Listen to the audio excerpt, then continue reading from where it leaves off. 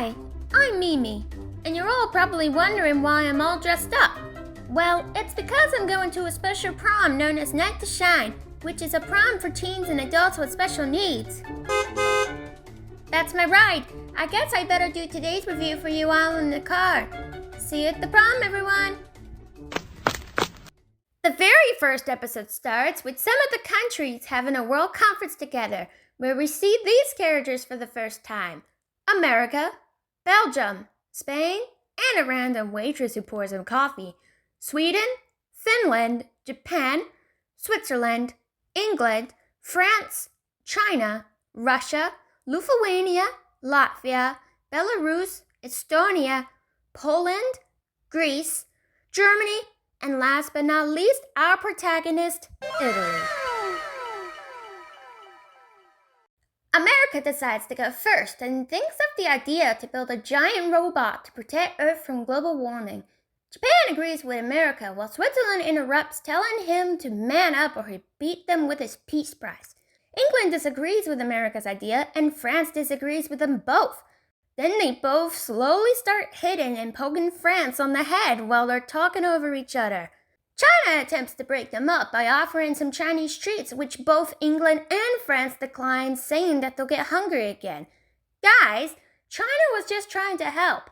If you guys are still hungry after you finish, then you could just ask him to take you to his Chinatown for a nice meal or something, which we'll be seeing later sometime in the series, by the way. Spain comes behind Russia, offering him to say something. He refuses and wants to see Lithuania getting in trouble instead.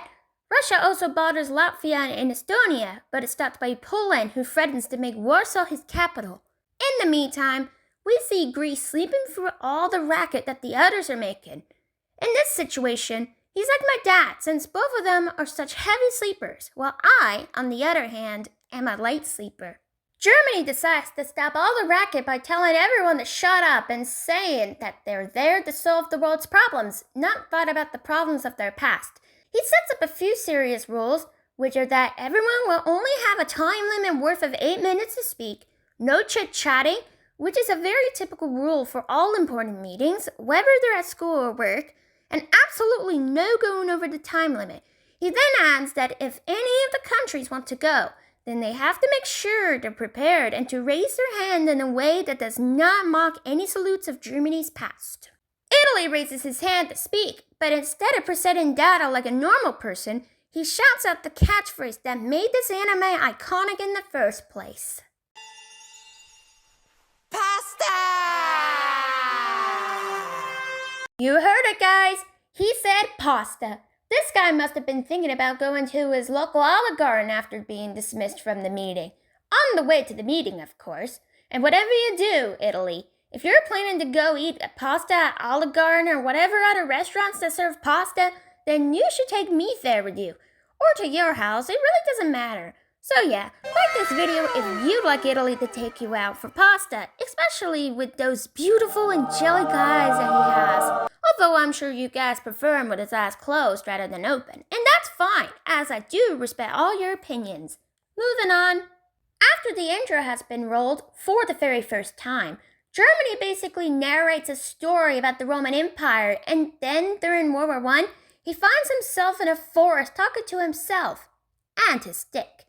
This guy is basically talking to an inanimate object like it's his imagination. And now, here's you a question of the day. Have you ever talked to an inanimate object? Let me know in the comments below. He walks through the forest only to run into a box of tomatoes rather than roam himself and ends up feeling confused. During our first ever Hetalia segment, the narrator tells us a story about baby Italy living near his big brother France's house. Italy's grandfather, known as Grandpa Rome, takes him away from his home and friends to spend time drawing and singing with his grandfather, which makes him delighted. Baby Italy here totally reminds me of back when I was little. I also used to draw and sing a lot too, and I was very good at it. But now, not really. But yeah, he is a gifted guy. I want to adopt him. It's fun to draw pictures. I agree with you, Hetalia. I really do. You are so talented for being, 3 years old. I wish we knew how old baby Italy was at that time. Time to move on. When Italy meets everyone again, the narrator says that they all have become. Holy Rome chases Italy, telling him to become one with him. Italy cries, and then the credits start, just like that. In the post-credits scene, we see Germany staring at the box of tomatoes again, like we did earlier before the Hetalia segment began. A note reads, "Until next time," and the episode ends. And that's it for episode 1 of Hetalia. And look, we're right on time for the prom, all thanks to you. Well, I'll see you next time for another episode of Mimi Reviews. And as always,